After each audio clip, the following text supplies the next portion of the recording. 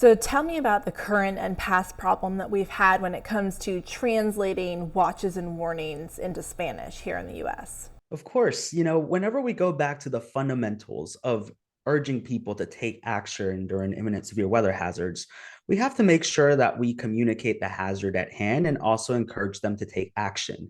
Something that we have to realize when translating from English to Spanish is that some of that may get lost in translation. For example, there are some hazards that don't even happen in places that are predominantly Spanish speaking, like Latin America or Spain. And we have to take that into consideration that some words may not really describe the phenomenon altogether, and people may not be familiar with that hazard altogether. In addition, when it comes to risk terminology, we have to be a little bit aware that different variations of the language or dialects can give different connotations to different translations. And that's kind of where we need to be a little bit more cognizant about, and where social science research can play a critical role in. Can you give me an example? I saw advisory as one of those tricky words.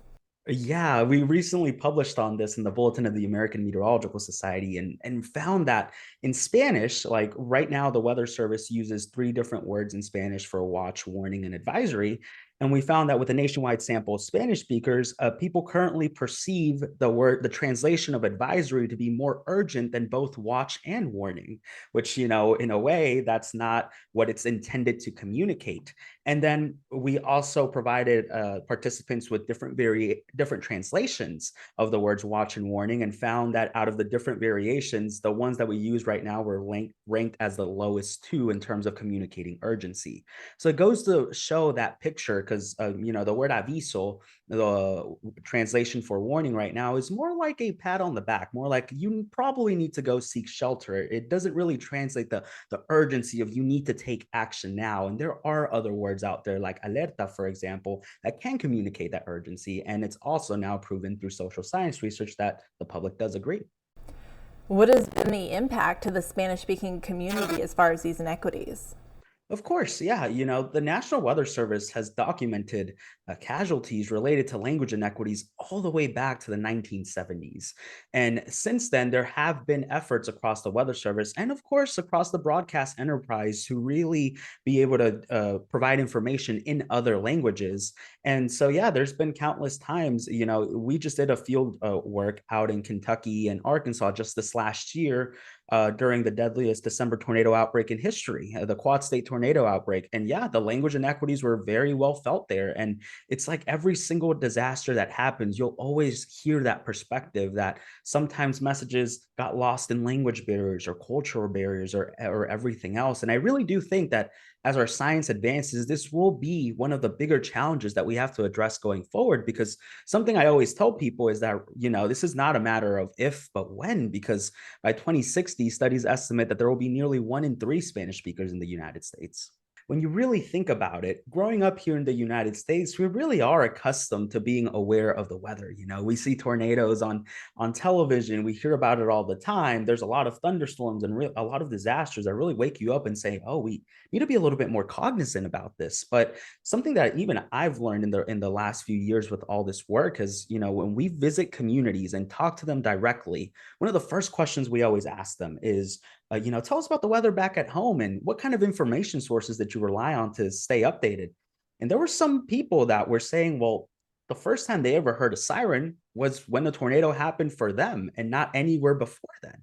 There's areas in Latin America that don't have sophisticated emergency systems that people can be accustomed to.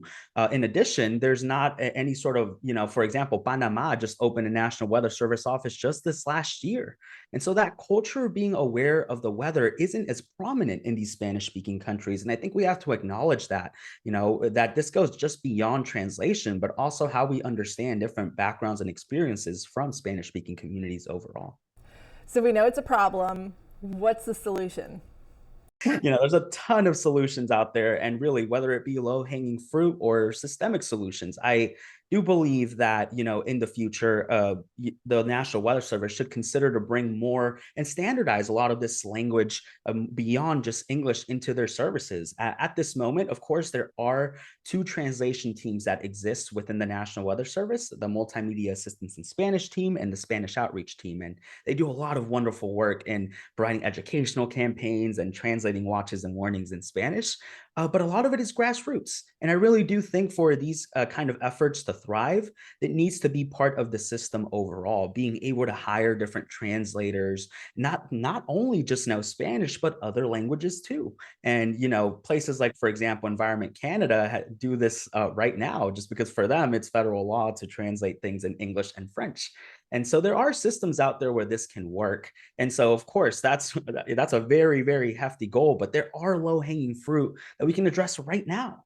And it's simply, incorporating a lot of multilingual information during severe weather events, even if it's just a quick social media post. There's a website from the National Weather Service where, the definitions of watch and warning and all this fundamental stuff is provided in both English and Spanish, where you could just simply copy and paste it. It goes a long, long way. And recently, something that I've truly been passionate about was just 1 or 2 years ago, the FCC has supported wireless emergency alerts, or WIAs, in other languages. Now, all we need to do is find people to translate them. What we found in our field work was that a lot of people were dependent on their phones because there are some areas in the US where there is no Spanish language programming.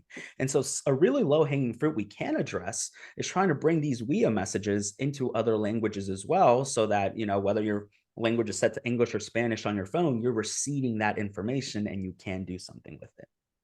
So you mentioned other languages. Is this a problem beyond just the Spanish speaking community? Yeah, I have really just focused primarily on researching Spanish speaking communities since that's where my expertise is in. However, there has been a lot of intersections with a lot of this. In our field work, when we went to Bowling Green, Kentucky to see the affected and interview the affected populations of the December 2021 tornado outbreak, we talked to some of the community leaders there, and just the victims of the tornado spoke 10 different languages. And that's just, if it's just the victims, I can't even imagine how many more languages the entire community practices. And, in a place like Bowling Green, Kentucky, it's just so fascinating to see this. And what we're trying to do is provide a framework for multilingual services to thrive in. We're creating a system to where we can, bring in different translated words, test them through social science research, and create effective outputs. We hope that this framework can also be applied in other languages, because if I were me, I'd learn 10 more different languages. But I'm definitely just bilingual with English and Spanish. But yeah, no, there's a lot of great work ahead when it comes to other languages here in the United States.